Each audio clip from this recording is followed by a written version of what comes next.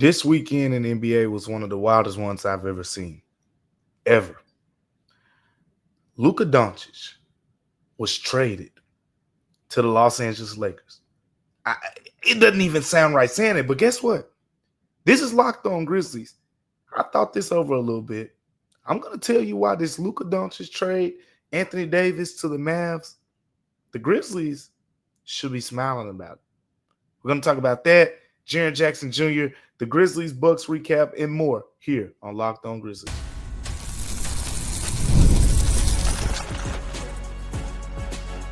You are Locked On Grizzlies, your daily Memphis Grizzlies podcast, part of the Locked On Podcast Network, your team every day. What's going on, everyone, and welcome back to a Monday edition of Locked On Grizzlies. I'm Damichael Cole, beat writer for the Commercial Appeal right here in Memphis, Tennessee, tuned in with you on today's episode of Locked On Grizzlies. Going solo, my co-host Joe Monax will be back with me on the next episode of Locked On Grizzlies, so make sure you stay tuned for that. But as for today, remember that your favorite podcast now has a newsletter introducing the Locked On Grizzlies Daily Newsletter. It's the one-stop for ultimate team and league coverage delivered right into your inbox. Sign up for free now at LockedOnDaily.com. That's LockedOnDaily.com, and start your day with the all-new free Locked On Grizzlies newsletter. And remember that today's episode is sponsored by Gametime. Download the Gametime app, create an account, and use code LOCKEDONNBA for $20 off your first purchase. The Grizzlies had a wonderful weekend, so to speak. They got a win against the Milwaukee Bucks. This came after we talked about that, the high of the win against the Houston Rockets, finally beating them. And now they completed a season sweep over the Milwaukee Bucks. But we'll talk about that in the second segment. We're going to get to that game in the second segment. Usually we do our game recaps in the first segment, but this episode is going to be different because, look, I'm still at a loss of words. If you haven't picked up on it yet, I'm still at a loss of words. Luka Doncic, Anthony Davis swapped in one of the most mind-blowing trades I've ever seen in NBA history. It's up there with transactional moves, period. I mean, I think people have said something like Kevin Durant to the Warriors comes to mind, or LeBron James going to the Heat. I mean, the most, at least in the last 20 years or so, still the most surprising move to me was when Paul George and Kawhi Leonard teamed up. That came out of nowhere to go to the Clippers. Like, we knew about Kawhi Leonard, but Paul George kind of, uprooting what they had going on at OKC and going to the Clippers like that threw me off guard. But Luka and AD swap teams, and again, initial trade reaction is I am puzzled as to why a team would trade a 25-year-old superstar, megastar, some would say, and Luka Doncic, a player who's gotten a team to the NBA Finals. And, I heard what the Mavs GM and all that said, but still puzzled by it. Anthony Davis, same thing, what he's meant to the Lakers and whatnot. But this is Locked On Grizzlies. Like, you got to go over to Locked On NBA. You can go over to Locked On Mavs. You can go to Locked On Lakers. You're going to get real deep dive breakdowns on all that stuff. But on Locked On Grizzlies, we got to put a Memphis twist on this thing. And at the top of the show, I said, Grizzlies fans, after all the initial shock wore off, after the shock wore off of that trade, Grizzlies fans should be saying, doesn't hurt us. And here's why. Before this trade was made, and we've talked about this time and time again, the Western Conference is all about matchups. And in the West, there are certain teams as constructed who are either they're physical, they play great defense, and they have the ability to kind of take the Grizzlies out of their preferential style of wanting to play fast over the course of a game and make them a half-court team. Two of the best teams at doing that, Dallas Mavericks, Los Angeles Lakers. Proof's in the pudding. Earlier this season, the Grizzlies played the Mavs. They played them twice, and I think they're 1-1. But the second game, the Mavs were missing a bunch of guys. And we know it happens with the Grizzlies too. But if you go back, that first meeting in Dallas, right? Ja Morant was on the floor. Desmond Bane was on the floor. Jaren Jackson Jr. Zach Edey. Marcus Smart even played in that game. Um, Dallas had Luka. Dallas had Kyrie, PJ Washington, Derek Lively. All these players were on the floor, and Dallas came back, won that game. Physical team. And you wonder, because over the course of Luka's time in Dallas, they had the Grizzlies number. And it wasn't just because of Luka, it was because of the defense, the physicality that they play with, and they were a tough matchup. I don't have to tell you how the Lakers have been a tough matchup for the Grizzlies. The Grizzlies beat the Lakers one time this season. You know who didn't play in that one win? Anthony Davis. You know who did play in those two Lakers wins over the Grizzlies? Anthony Davis. Anthony Davis, we've said it time and time again, he is the game changer. Or it's not is anymore. We got to speak in past tense now. He was the game changer in those Grizzlies-Lakers matchup. If you go back to that playoff series, I keep saying it, when the Grizzlies played the Lakers in the first round of the playoffs, Anthony Davis changed that series because the Grizzlies couldn't score at the rim with the same efficiency that they usually do. And he was the one guy who could hold his own against Jaren Jackson Jr. You look at the Lakers roster right now, nobody over there can hold Jaren Jackson Jr. Not Jackson Hayes, not LeBron James. We've seen these things play out. Just go rewind the footage. Anthony Davis is the one guy, you throw him on them, and you say, okay, advantageous situation. The Grizzlies struggled against the Lakers the last few years.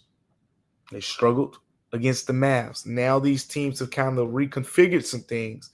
And again, we talk about how loaded the West is. There are certain teams that Memphis is better constructed to play against, and there are certain teams who they're less constructed to play against. And basically all that comes down to is matchups. Like the Western Conference is so matchup driven. And I say all that to say, now with this big trade, and look, I have no doubt in my mind these two teams, the Mavs and the Lakers, they're going to make some more moves to kind of even out their roster. But as the rosters are presently constructed, because we'll revisit at that point, but as these rosters are presently constructed, with the Lakers in particular, I think that Grizzlies fans should be like, okay, we got that monkey off our back because Anthony Davis was the game changer.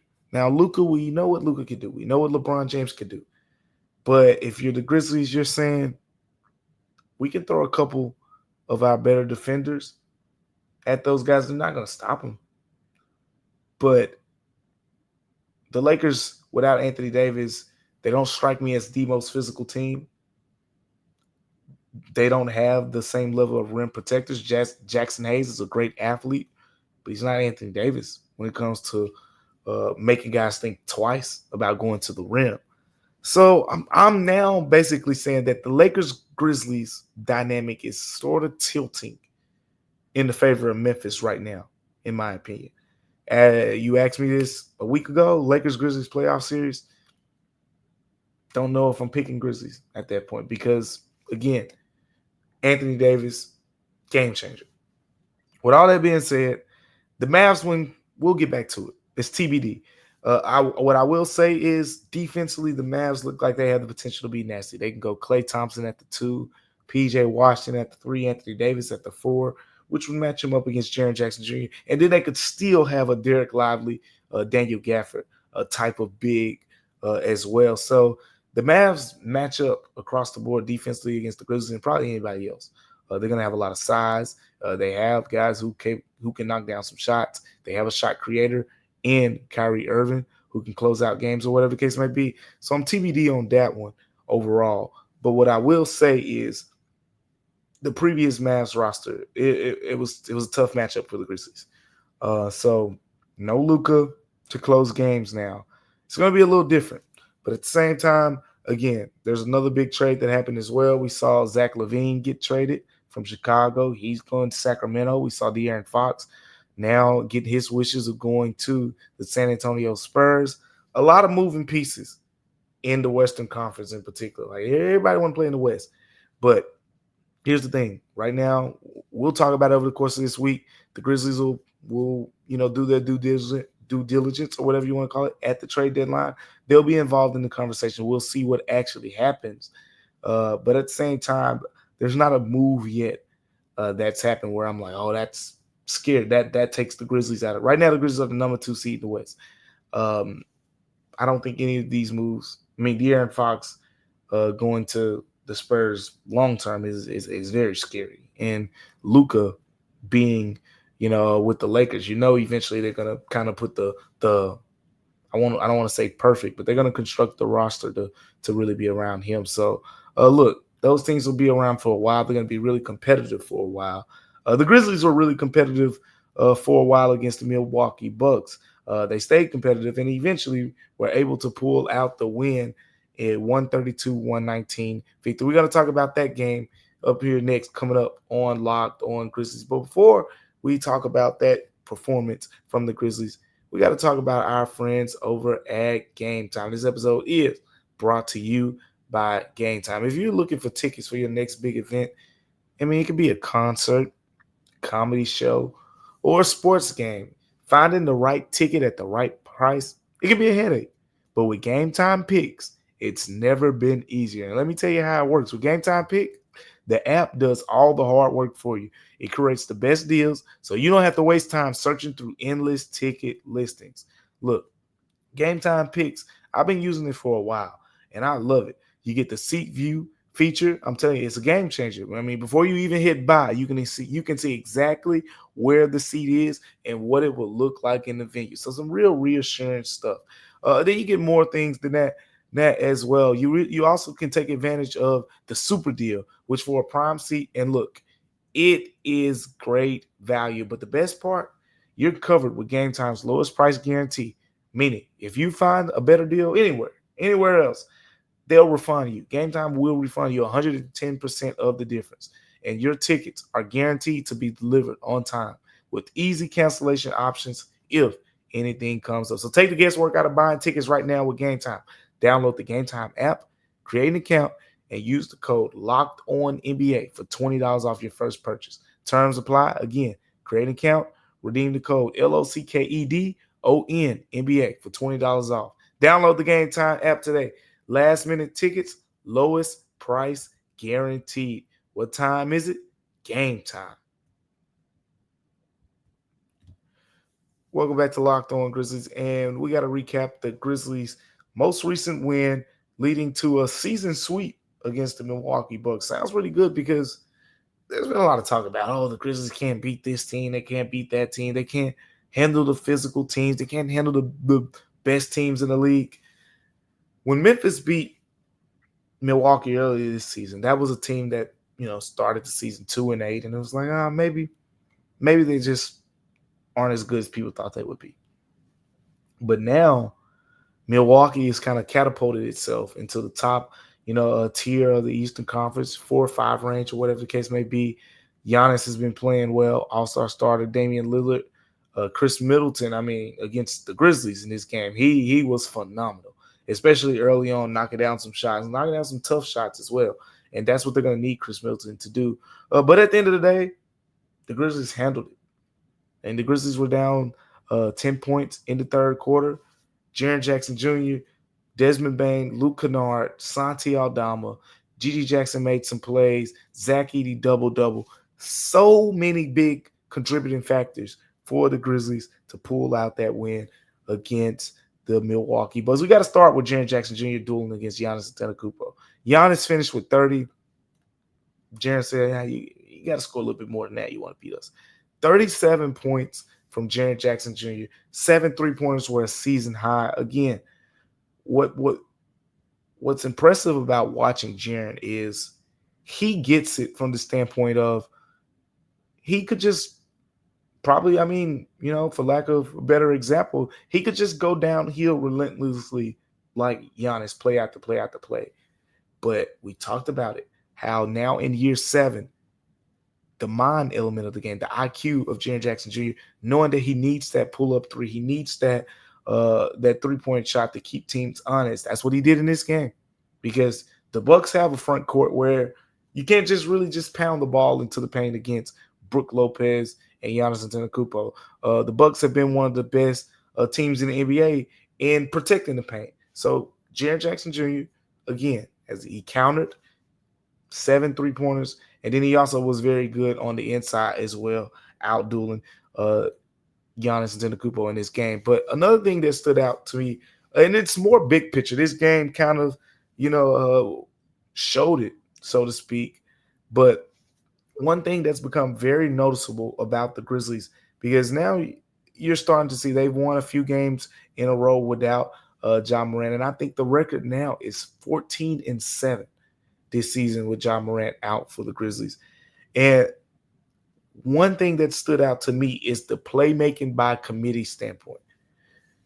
The last 3 games that Ja's missed, you go three games ago against San Antonio Spurs. When he missed that one, Desmond Bane had 14 assists. Then he missed another game, and 4 games ago that was. He missed another game. I think it was against Charlotte. Desmond Bane had 14 assists again.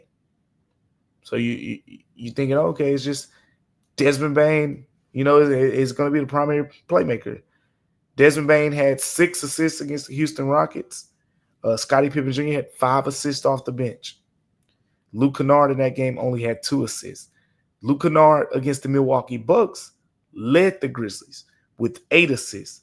Desmond Bane only had 3 assists. But Scottie Pippen Jr., again, off the bench, 10 assists.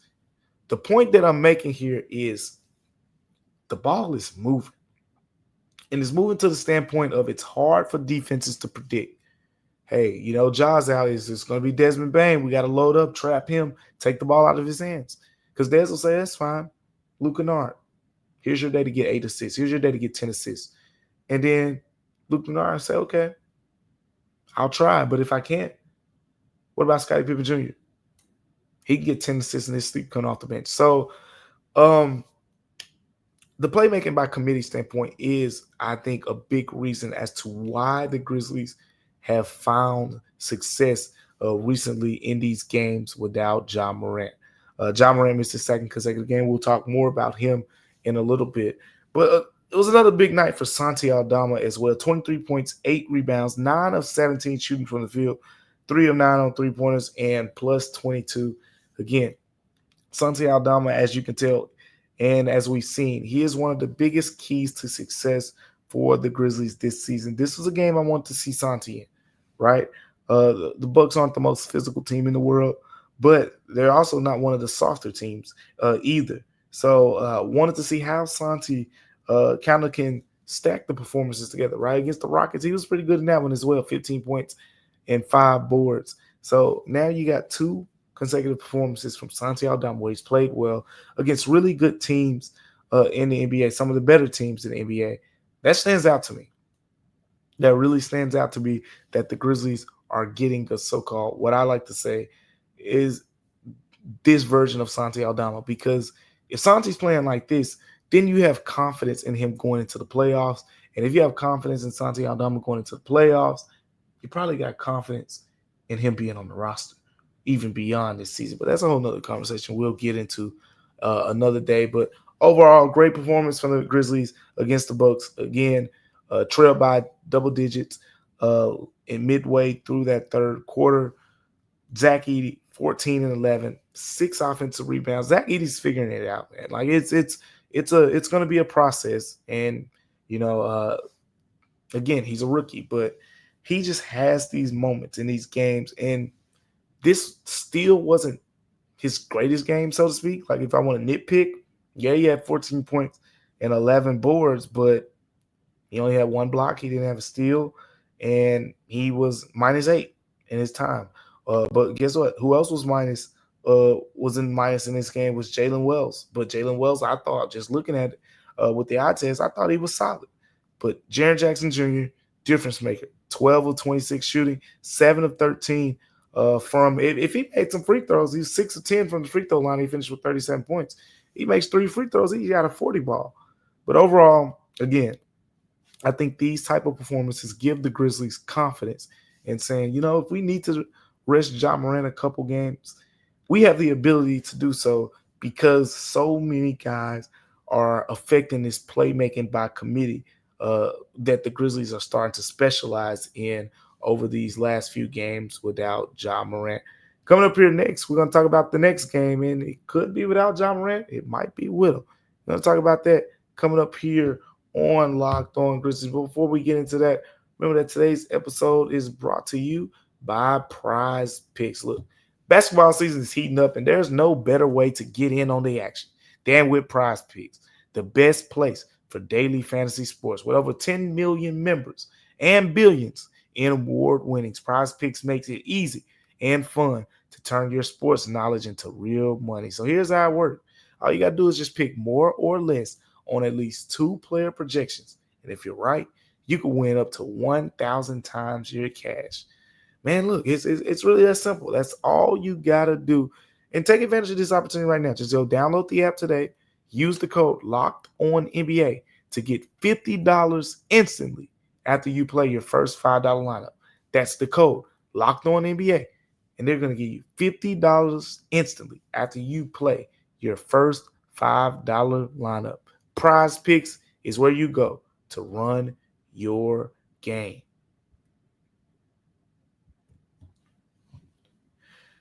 Grizzlies Spurs round 3 is on the way, and I'm looking forward to this. And I'm looking forward to this for a variety of reasons. I think the number one reason is because there's the Victor Wembanyama, Jaren Jackson Jr. It's the third time we potentially could see that matchup, but I say potentially because there's so many moving parts to this game. Let's start with the availability of a few key players. Starting with the Grizzlies side, and that's Ja Morant.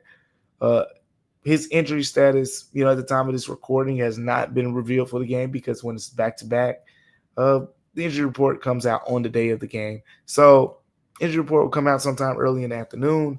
But with all that being said, during the broadcast, ESPN said that during the broadcast of the last game against the Bucks, ESPN said that essentially Ja Morant wasn't able to lift his arm, past shoulder length, and they were hopeful to get him back this week. Taylor Jenkins described, I think it was Thursday. Yep, Thursday. He described Ja Morant's shoulder soreness, shoulder injury as a re-aggravation of that AC joint sprain that he had. Now, he said, short term, shouldn't be out long term, but it was a re-aggravation. So hearing that ESPN report during the game shouldn't be as a surprise. It's just more so, kind of keeping people connected with what's going on with Ja Morant there. If I was a guessing man, I'm not expecting him to play, against the Spurs, but we'll monitor his process over, this week and how he progresses as well. So that's something to monitor. Another thing to monitor is the availability of one Victor Wembanyama. We just talked about it, right? Jaren Jackson Jr. versus Victor Wembanyama should be fun if Wembanyama plays. He is the only non-two-way player, player on two-way contract. He's the only non-two-way contract player for the Spurs who's on the injury report. And Victor Wembanyama is questionable due to illness. So we'll see, what that means for his playing status going forward. Some of you may be saying, we talked about the other big trade at the time. We didn't talk about much about De'Aaron Fox coming to the Spurs. Will De'Aaron Fox be available for this game? No. Do not think that'll be the case. If he is, it'll be a miracle to me. So he's not going to be available. The league at the time of this recording hasn't even finalized the deal. So you got physicals, you got a bunch of paperwork things to fill out. More than likely, De'Aaron Fox will probably be ready for that next game or the game after that. Even though the Spurs made that trade, unlikely that he's going to be available. So with no De'Aaron Fox, what the starting lineup is probably going to look like for the Spurs. It's going to be Chris Paul in there, right? It's going to be Devin Vassell, factoring into the equation. You're going to have Victor Wembanyama if he's healthy. You're going to have Harrison Barnes thrown in there. So nice starting lineup. But you notice I mentioned 4 guys. There's one more, Stephon Castle. And again, it's a cat and mouse game that the Grizzlies must continue to play as it pertains to Castle and as it pertains to the Spurs. the Grizzlies have done a really good job at forcing Stephon Castle to be the guy that beats him. He's scoring in both of those games against the Grizzlies. He put up over 20 points. So, hey, we're talking about PrizePicks earlier. A guy you might want to get in on the more or less is Stephon Castle, because the Grizzlies, I mean, for lack of better words, they don't really guard him near the 3-point line. Jaren Jackson Jr. usually plays that Roma role, and we've seen them do it against a bunch of other teams as well. So it's not something that's just completely specific to the Spurs. But again, I keep saying, if the Grizzlies keep playing that way against Stephon Castle, eventually he's going to catch on and he's going to knock down some shots. What is going to be the count? If that happens early in this game and you're leaving Stephon Castle open and he knocks down a couple 3-pointers, what's the counter? I think that's something to monitor in this game as well. Just, of course, I think you should make Stephon Castle beat you with all those guys that we mentioned: Chris Paul, Harrison Barnes, Victor Wembanyama, Devin Vassell. If those guys are on the floor, I want to say, hey, Rook, go beat us. Go beat us.